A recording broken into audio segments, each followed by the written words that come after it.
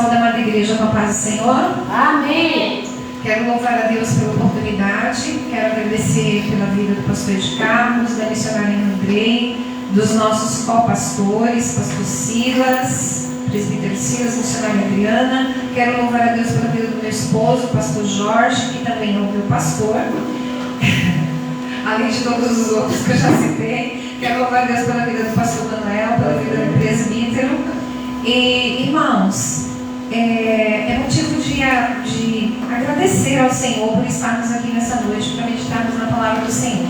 Essa é a hora mais importante do mundo, né? É a hora que nós vamos receber da parte de Deus algo do coração de Deus para o nosso coração. Porque até então a gente ofertou ao Senhor, sim ou não, igreja? Amém. Né? Ofertamos o nosso louvor, a nossa oração. Agora nós vamos receber da parte do Senhor. Então fique ligado, em nome de Jesus. Preste atenção no que o Espírito Santo vai falar hoje no nosso coração. Amém? Sem mais demora, eu peço que a igreja abra em Oséias capítulo 10. Nós vamos meditar em dois textos.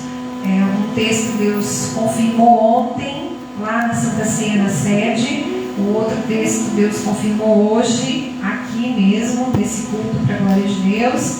E nós vamos meditar então em Oséias capítulo 10, versículo 2, e depois nós vamos para o outro texto, amém? Em nome de Jesus. Por enquanto vamos ficar só em Oséias. Oséias está logo depois de Daniel. Isso, irmão. Glória a Deus. Glória a Deus. Amém, igreja?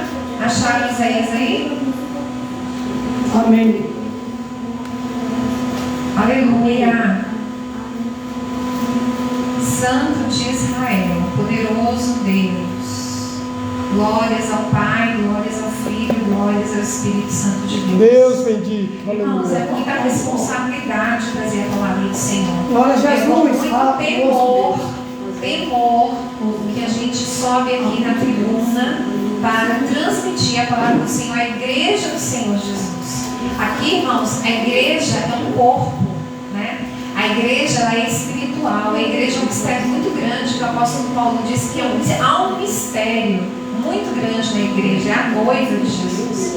Então você tem que ter muito cuidado com o que você fala na tribuna do Senhor, porque a Bíblia diz que nós daremos conta de cada palavra que dissermos. Amém? Diz assim a palavra do Senhor: semeai para vós em justiça. Oséias 10, versículo 12. Amém? Semeai para vós em justiça, ceifai segundo a misericórdia, lavrai o campo de lavoura, porque é tempo de buscar ao Senhor. É tempo de buscar ao Senhor. É tempo de que, igreja? Buscar o Senhor. Buscar ao Senhor. Quando? Um dia, uma hora? O que o versículo está dizendo? Até que venha a chuva e chova. Até que venha e chova a justiça sobre vós. Amém? Se assente dando glória a Deus em nome de Jesus. Glória a Deus. Vamos dar uma linda de palmas para a palavra do Senhor?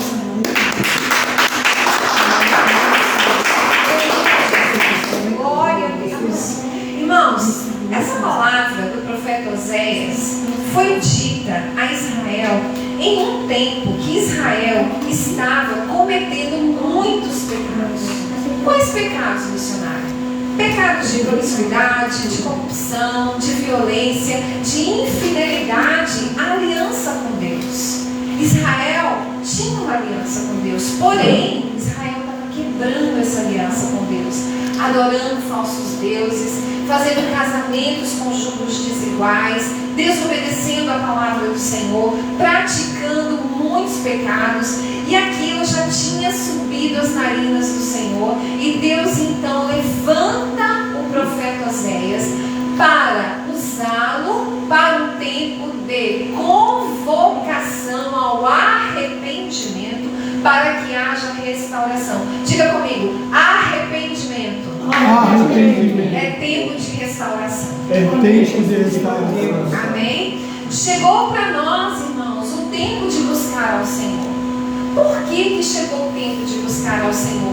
Porque nós vamos ver hoje que quando nós estamos vivendo o tempo em que Deus vai declarar o juízo dele sobre a terra, não há quem possa impedir. Não há homem, não há lei, não há exército, não há nada, não há principado, potestade, não há nada que possa impedir o juízo de Deus. Mas por que, missionário, que o juízo de Deus venha a existir? Por causa do pecado. O pecado, ele provoca a ira do nosso Deus. O pecado, ele desperta a indignação em Deus. Irmãos, a gente está falando de Deus que é santo, Ele é puro, Ele é verdadeiro, Ele é fiel, Ele é bom, Ele é maravilhoso o tempo todo. E nós que estamos do outro lado da aliança, somos falhos, somos pecadores. E nós, como conhecemos a Cristo, nós podemos nos manter nessa aliança. Mas Israel, mesmo tendo a palavra de Deus, negava a sua fidelidade nessa aliança. E aí a ira do Senhor se acende contra Israel. Porém, Deus ama o seu povo. Deus escolheu o seu povo. E Deus quer restaurar o povo, irmãos. Deus não quer derramar o juízo dele para destruição. Não. Não. Jesus foi enviado ao mundo com tamanho sofrimento naquela cruz para que houvesse restauração. E é o que Deus está promovendo sobre nós nesse tempo. Buscai ao Senhor enquanto se pode achar, até que venha e chova justiça sobre nós. Justiça, eu não falei juízo, eu falei justiça. Aleluia.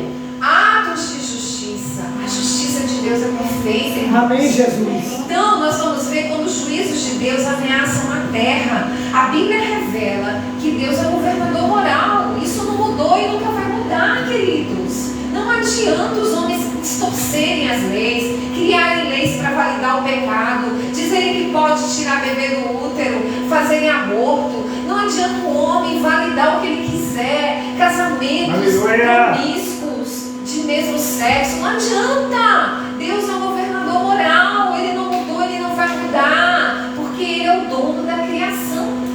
A Bíblia diz que Deus é o dono das almas. A Bíblia diz que Deus criou todas as coisas para o louvor da sua glória. E quem é que está usurpando então? Quem é que está distorcendo então? O homem, os pecados e os seus egoísmos e a sua fraqueza e a sua perversidade está distorcendo aquilo que Deus criou perfeito para o louvor da sua glória. E aí, irmãos, a Bíblia diz que os olhos do Senhor estão sobre todos, bons e maus. Está lá em Provérbios 15:3, né? E agora, o que você e eu vamos achar do que Deus olha e vê no Brasil? O que será que Deus está vendo na nossa nação? Deus está vendo altares idólatras. Deus está vendo violência. Deus está vendo blasfêmias. O que será que Deus está vendo lá? Lá, de onde Ele está agora. E Ele está aqui. Deus está vendo feitiçarias. Deus está vendo sacrifícios humanos, acredite. Deus está vendo abusos, violências de toda a natureza. Irmãos, tem coisas que Deus vê que a gente não vê, porque eu acho que se a gente visse, a gente não teria estrutura. Tem coisas que os seres humanos estão praticando que nós não sabemos e nem queremos saber. E aí, irmãos, Deus traz uma palavra para nós, para nos exortar a sua justiça. O que a igreja pode fazer? A primeira coisa que a igreja pode fazer: interceder. É o primeiro papel da igreja, intercessora pela sua nação, pela sua família, pela sua própria igreja, pelos seus líderes. O que nós temos que fazer? Abraão, quando recebeu de Deus a revelação do segredo do seu amigo, que ele disse que iria fazer com Sodoma e Gomorra, porque Deus diz que Ele não faz nada sem antes Ele avisar aos seus servos.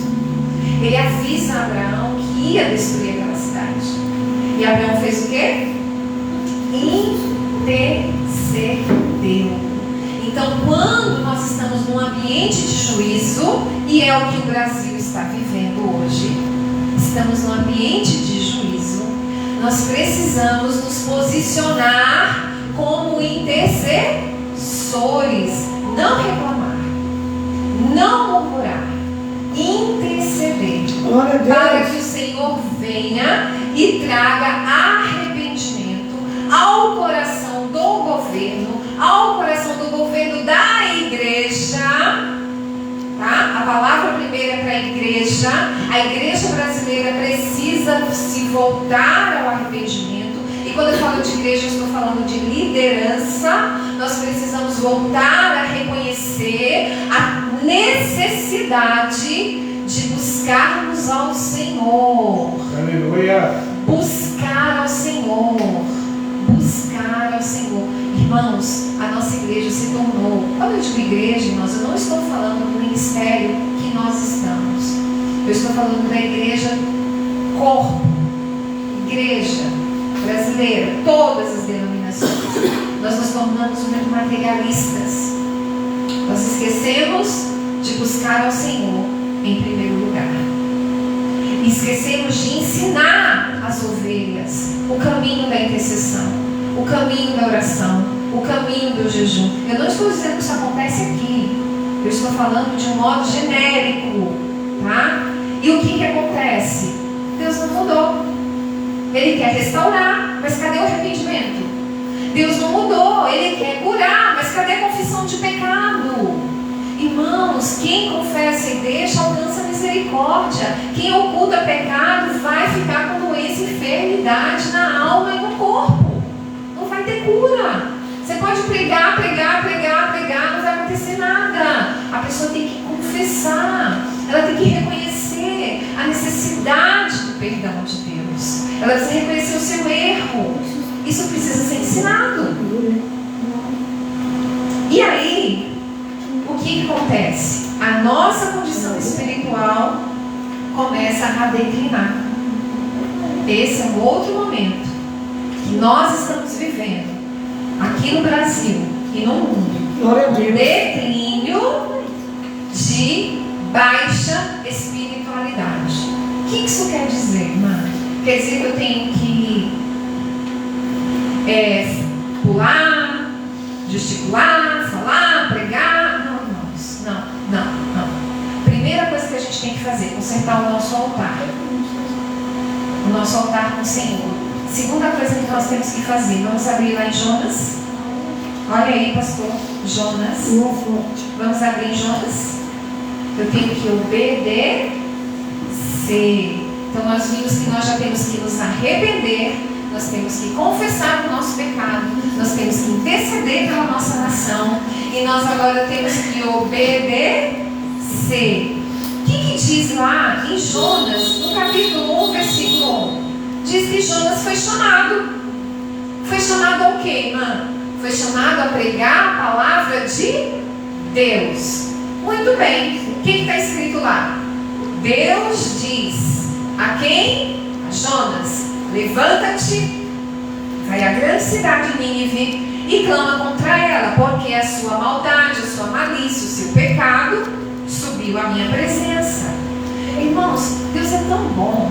Nínive era um povo tão perverso, aconteciam coisas tão terríveis naquela cidade, que Jonas, ele achou que o povo não merecia misericórdia. Deus. Não, Senhor, como assim? Eu? Profeta? Crente? Não, Senhor, você vai mandando no meio daquele povo que merece fogo para ser consumido. Isso é uma imaginação minha, tá, irmãos? Não está no texto. Imagino eu o que fez Jonas aí exatamente para o lugar oposto. Ele paga para desobedecer. Ele paga para descer para Tarsis. Ele vai para Tarsis. E olha, queridos, essa indiferença, a necessidade espiritual dos perdidos é sinal de baixa espiritualidade. Quando eu não me preocupo com as almas que chegam até mim, da minha própria família. Irmãos, sabe, é muita responsabilidade. Você e eu temos a palavra do Senhor, como Jonas tinha a palavra do Senhor. Ele tinha a solução para aquele povo, mas ele se negou e foi para o lado oposto, né? E olha só o que acontece. Está lá um navio cheio de ímpio, cheio de pagão, cheio de idólatra e um crente dormindo, né? Um sono profundo. Um sono profundo. Porque o Jonas achou que tá tudo bem, eu pago, vou, estou tirando uma sonequinha aqui, tá tudo bem. Não. Não. O único homem que conhecia Deus vivo e verdadeiro estava dormindo. Querido, já pensou? Você e eu, muitas vezes somos enviados em algum lugar que só você e eu conhece Deus vivo. Pensa nisso, queridos. O culto de missão, irmãos, é um culto importantíssimo para despertar a igreja, para pregar o evangelho, para viver o evangelho, para ser testemunha. Sabe o que é ser testemunha? É você parar alguém e falar do que Deus fez na sua vida através da pregação do evangelho. É você dizer que você ouviu João 3,16, você fala para essa pessoa, e você explica para essa pessoa, e você faz um apelo para essa pessoa, e você pergunta: você quer fazer uma aliança com Deus em Cristo Jesus? Você não precisa ser missionário para isso, não, irmão. O ID é para a igreja. Irmãos, eu fui consagrada pela misericórdia de Deus em 2023, mas há mais de 10 anos que eu prego o evangelho. Eu não precisei de consagração para pregar o evangelho. Eu falo isso com muito temor diante do Senhor. Falo isso com muito temor diante do Senhor, na testemunha do meu esposo, que aqui está e acompanha o meu ministério ao lado dele. Queridos, o Senhor conta comigo e com você, como Ele contou com Jonas. Né? E se nós formos indiferentes à condição espiritual das pessoas que estão ao nosso redor, que tipo de cristão somos nós? E vamos prestar conta ao Senhor. Vamos prestar conta ao Senhor. E sabe qual foi o resultado da desobediência de Jonas? A disciplina de Deus. Então, irmãos, alguém diz assim, né? Ah, Deus sussurrou para Jonas. Mas sabe qual foi o sussurro de Deus? Ele foi engolido pelo peixe. Irmãos, leiam o texto, capítulo 2, a descrição do que ele passa dentro do ventre do peixe. Tem algas enroladas na cabeça dele. Um lugar escuro, cheio de água. Devia ter um cheiro muito ruim lá dentro. Não sei o que cheiro que era. Pense num lugar, ele chama de inferno. O texto diz que Jonas chama o ventre do peixe de inferno. E aí, a disciplina fez o Jonas o quê? Buscar o Senhor. No capítulo 2, verso 1, ele então ora a Deus. E ele faz um voto com Deus. E só depois que ele faz o voto com Deus, é que o peixe lança ele na terra. A Bíblia não diz que é baleia, tá? É um grande peixe. E lança ele na terra. E sabe qual foi a terra que ele foi lançado? Nínive. O que a gente aprende com isso? Que não adianta nós fugirmos do chamado do Senhor. Não adianta nós pegarmos a nossa passagem e ir para Tarsis. Eu não sei qual é a sua Tarsis. Eu sei qual é a minha Tarsis. A minha Tarsis, há 6 anos atrás, eu tive que deixar Suzano e ir para a Bahia, que era a minha Nínive. Deus mandou para o Nínive. E eu fui, irmãos. Amém. Eu fui, pela misericórdia de Deus, eu fui. Pedi demissão do trabalho, deixamos tudo, casa, nosso animal de estimação que foi depois, deixamos tudo, doamos tudo e fomos. Né? E eu falo isso, é para a glória do Senhor. Mas e se eu fosse para Tarsis? E se eu ficasse aqui? Eu ia entrar na disciplina do Senhor. E quando Deus quer derramar sobre nós, eu já estou finalizando, quando Deus quer derramar sobre nós as suas bênçãos, é tempo de buscar ao Senhor até que Ele venha e chova a justiça sobre nós. Irmãos, nós nós não podemos parar de orar pelo Brasil. Entenda, querido. Nós não podemos parar, nós não podemos só jejuar 40 dias antes da eleição. Não vai funcionar. Porque ou a gente se arrepende como nação, ou a gente se arrepende como igreja, ou a gente confessa os nossos pecados, ou Deus não vai sarar a terra.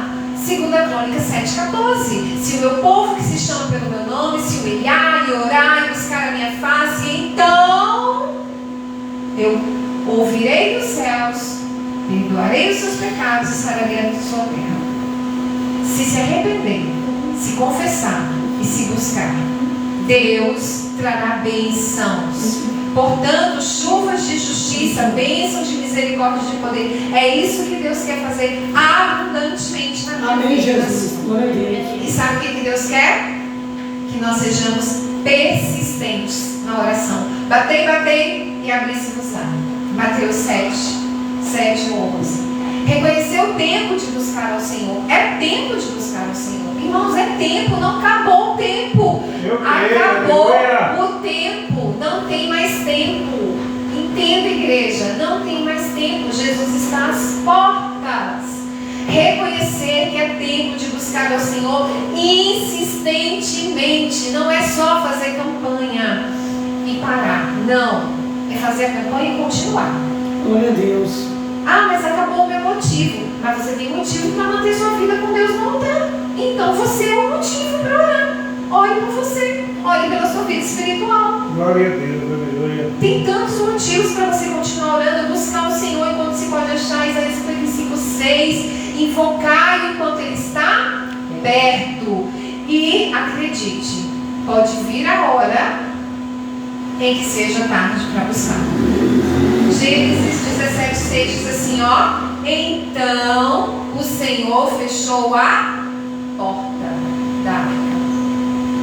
Lá em Mateus 25:10 diz assim, ó. As que estavam preparadas entraram com ele, falando das virgens, tá? Com o noivo. Entraram com ele para as bodas e fechou-se a porta.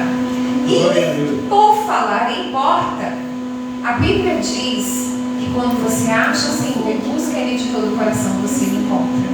Deixa o Senhor te encontrar.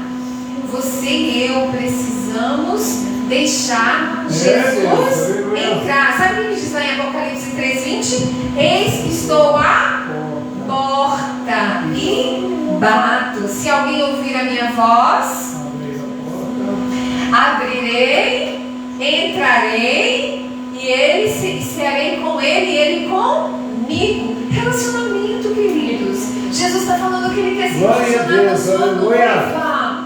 Ele quer sentar com você no café da manhã. Ele quer sentar com você no almoço. Ele quer deitar com você. Ele quer acordar com você de madrugada. Jesus quer se relacionar com a sua noiva. A noiva é dele. Ele deu a vida por ela e ele vai casar com ela. E vai ter uma grande festa lá no céu. No dia que a noiva, que é a igreja, somos nós, será desposada pelo noivo. Jesus pagou o preço. Ele tem direito sobre mim e sobre você. Ele pagou o preço, Ele pagou o dote. Eita, Jesus maravilhoso. Qual é o dote? Seu sangue, a sua vida. Jesus deu tudo para que eu e você pudéssemos estar numa aliança eterna com Ele. E louvado seja o nome do Senhor. E no mesmo capítulo, no versículo seguinte diz: ao que vencer, lhe considerei que se assente no meu trono comigo. Oh, irmãos, que Deus é esse, irmãos? Deus que é Deus, que é perfeito, ainda vai colocar você em lugar de autoridade com Ele, se nós vencermos até o final. Quem tem ouvidos, ouça o que o Espírito diz para a igreja. Agora, é fácil, irmãos? É fácil chegar até o fim? Não. A Bíblia diz, ó, entrai pela porta estreita. Jesus não nos enganou, não. Ele falou que seria difícil. O galardão será grande. A autoridade, governos e nações nós teremos para governar com o Senhor. Mas não será fácil, porque larga é a porta, espaçoso o caminho que conduz à perdição. Tudo que é fácil, irmãos, no mundo espiritual vai nos levar à perdição. E E tudo que é difícil vai nos levar, no mundo espiritual, vai nos levar para perto de Deus. Aleluia. Mateus 7, do 13 ao 14, diz esse texto que eu acabei de citar para você, que a porta é estreita e o caminho apertado, o caminho que leva a vida, e poucos que a encontram. Jesus é a porta segura.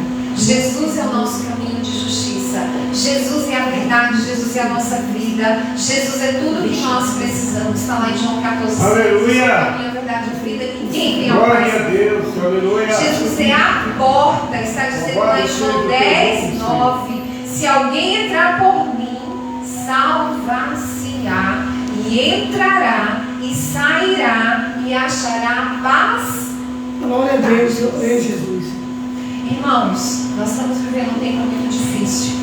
Um tempo em que tem um espírito atuante na mente das pessoas, que está causando doenças mentais nas pessoas, que está causando assédios espirituais nas pessoas, opressões espirituais. Mas se você estiver em Cristo, você vence. Se eu estiver em Cristo, eu venço. O que a gente não pode é pegar o caminho mais curto, sabe? A gente não pode pegar atalho. A gente não pode, como muitos estão fazendo, achando que vão ser salvos, viu? Tirando a própria vida. Não pode. Deus vai nos dar escape. Não existe tentação que seja maior que a nossa força. Então Deus vai nos dar escape. Glória a Deus, aleluia. Cultura de morte, porque isso é cultura de Satanás. As pessoas ceifarem suas vidas e acharem que vai para o céu. Isso não é bíblico, irmãos. Isso é uma heresia, isso é uma mentira do diabo, para convencer muitos a acabarem consigo mesmos. Deus nos dará um galardão tão grande, irmãos, que nós vamos nos assentar, e aqui já finalizo. Nós vamos nos assentar à mesa com Moisés. Pensa aí nesses homens de Deus. É lá que você vai estar. É do lado desses homens que você vai sentar. Não vai ser pouca coisa não, irmãos. É muita autoridade. É muita glória de Deus. Mas homens que venceram até o fim. Homens que venceram, que deixaram um caminho, um legado, para que essas gerações acompanhem a mim e você. Lembre-se que você é precursora da sua geração. O que é isso, irmã? Por onde eu passo, a minha descendência vem atrás de mim. Por onde eu passo. Se eu faço um caminho de morte, eu estou abrindo o que na minha família? Um caminho de morte. Se eu faço um caminho de vida, eu estou abrindo o que na minha família? Um caminho de vida. Um caminho de vida e de salvação. Então, pense, você não é sozinho. Você está dentro de um propósito. E atrás de você vai vir gerações. Ixi. Aleluia. É Deus, aleluia. Aleluia. Aleluia. E para você, irmãos, eu ia ler aqui, só que eu esqueci o celular. Para finalizar. Nós temos duas líderes que nós formamos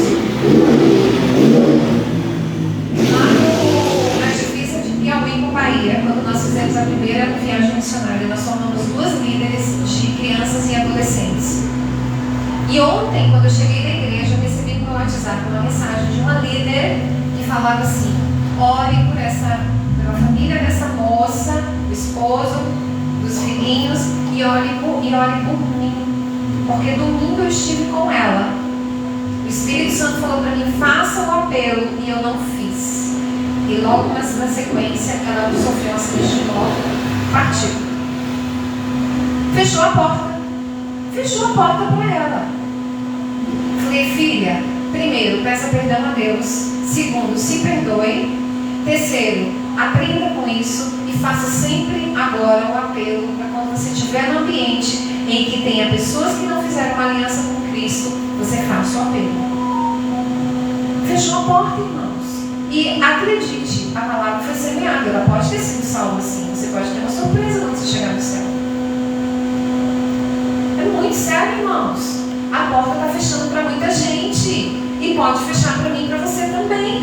Mas nós estamos vivendo dentro de um propósito.